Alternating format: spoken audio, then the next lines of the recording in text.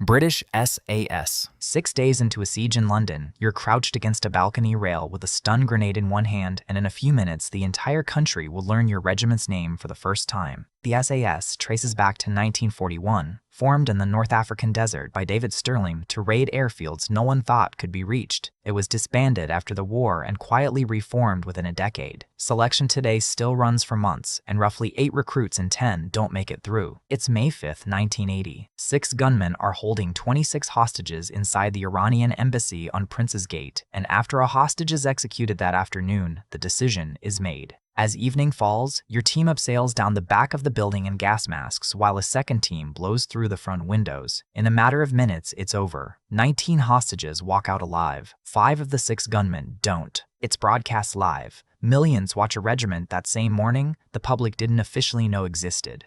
"Who dares wins" isn't a slogan painted on a wall in Hereford. Tonight, it's just what happened. GIGN. 2 weeks after the world watched 11 Israeli athletes die at the Munich Olympics because no one had the training to stop it, a German officer named Ulrich Wegener is ordered to build a unit so this never happens again. 5 years later, you're one of the people he built. GIGN is formed in September 1972, and by October 1977, it gets its first real test. Lufthansa Flight 189 has been hijacked for 4 days, the captain already murdered, 86 hostages still on board in Mogadishu.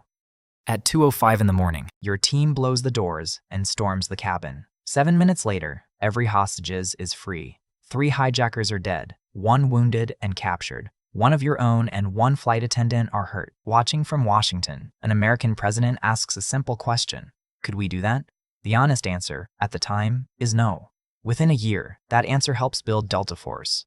A country's worst night created a unit whose best 7 minutes rewrote what every other country thought was possible. Alpha Group. GIGN was born from the failure at Munich. 2 years later, on the other side of a wall that still splits the world in half, so were you. The KGB's Yuri Andropov creates Alpha Group in July 1974 for a similar reason. West Germany created GIGN. The 1972 massacre proved that neither superpower had a unit built for a hostage crisis that moved that fast. Where Wegener answers with a police unit accountable to the public, Andropov answers with something closer to an army that officially does not exist. 5 years later, on December 27, 1979, you're part of a force disguised in Afghan uniforms, closing in on the Taj Bey Palace outside Kabul, where a Soviet-backed government has decided the man living inside will not survive the night. The assault lasts roughly 40 minutes against a guard force that outnumbers you many times over. By morning, President Hafizullah Amin is dead, and a replacement government is already being flown in. GIGN's 7 minutes made front pages around the world. Yours doesn't officially exist for another decade. 2 units, born from the same fear, and 2 completely different ideas of what quiet is for. GIGN. It's the day after Christmas 1994, and you've spent the last 12 hours studying a photograph of the exact aircraft you're about to storm because you don't get a rehearsal that isn't real. GIGN is created in 1974 after a botched hostage rescue at a French prison convinced the government that the national police needed a unit built specifically for moments like this one. Its founding principle, still repeated inside the unit today, is to save lives without taking them, using the least force that will actually work. Tonight, that principle is tested by 4 hijackers who've already executed 3 passengers and are threatening to fly Air France Flight 8969 into the Eiffel Tower. Snipers are already in position on the terminal roof when your team storms both ends of the fuselage at once. In under 20 minutes and roughly 1,500 rounds later, all 4 hijackers are dead. Every hostage still on that plane walks off it. The aircraft itself never flies again.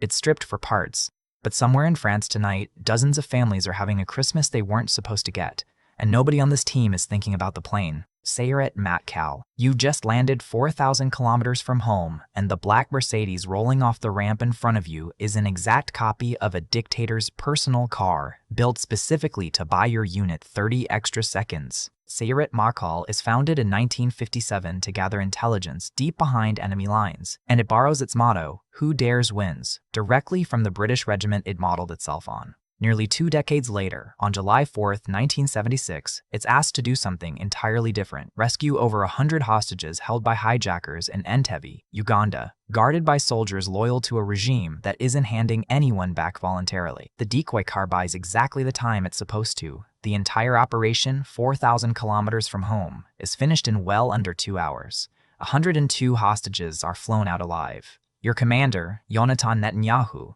is the only Israeli soldier killed, shot leading the assault on the terminal. The mission is renamed Operation Yonatan in his memory, a motto borrowed from another country's regiment and a mission almost nobody believed was possible. Australian SASR, your patrol is 5 men on a ridgeline in the Shahi Kot Valley, and you're about to become the only reason an entire battle plan doesn't collapse. The SASR is raised in 1957, modeled on the same British regiment as half the units on this list, and earns a different name for itself. A decade later, in the jungles of Vietnam, the Viet Cong call SASR patrols Mac Rung, Phantoms of the Jungle, because the unit can operate for days inside enemy territory without ever being detected. That same instinct is what saves the day on March 2, 2002 in Afghanistan.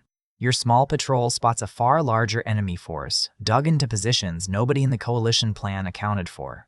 What you radio back rewrites the operation in real time and keeps a much bigger American and Afghan force from walking into a disaster. No headline runs your unit's name. Operation Anaconda is remembered as an American battle. The 5 men who quietly changed its outcome were never supposed to be the story, and that was always fine with them. GROM. You're one of 13 soldiers sent to a training camp in the Rocky Mountains in 1990, and you don't fully know it yet, but you're the first draft of an entirely new Special Forces unit. Poland's GROM is founded that year by Sławomir Petalicki, who sends his first recruits to train directly under Delta Force and the British SAS, because he wants a unit built from the best parts of both. Selection happens twice a year in Poland's Bieszczady Mountains, and out of every 100 who attempt it, roughly 1 to 5 make it through. 13 years later, on March 20, 2003, that training gets its proof. Alongside U.S. Navy SEALs, your team fast ropes onto Iraq's Khor Alamaya and Al-Basra oil terminals in the opening hours of the invasion. More than 30 Iraqi personnel are taken prisoner.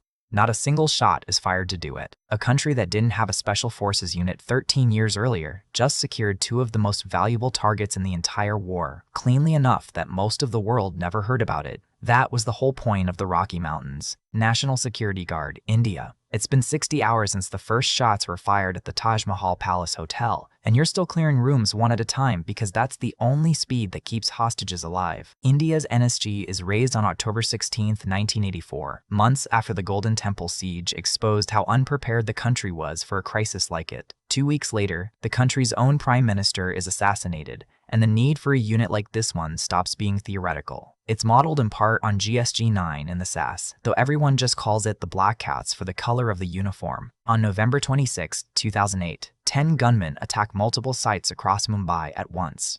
Your unit is flown in and spends 3 days clearing the Taj, the Oberoi Trident, and Nariman House room by room. More than 900 rooms in total. By the end, 8 attackers are dead and over 600 hostages are alive. Major Sandeep Unnikrishnan doesn't make it out of the Taj. He's the name most people outside India never learn. Every unit on this list gets remembered for its best minute. This one is remembered quietly for the 60 hours it took and for what it cost to make them count.